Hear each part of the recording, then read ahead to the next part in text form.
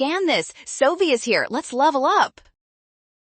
A DNA nucleotide consists of 3 structural components, a phosphate group, a pentose sugar, deoxyribose, and a nitrogenous base, adenine, thymine, cytosine, guanine, according to table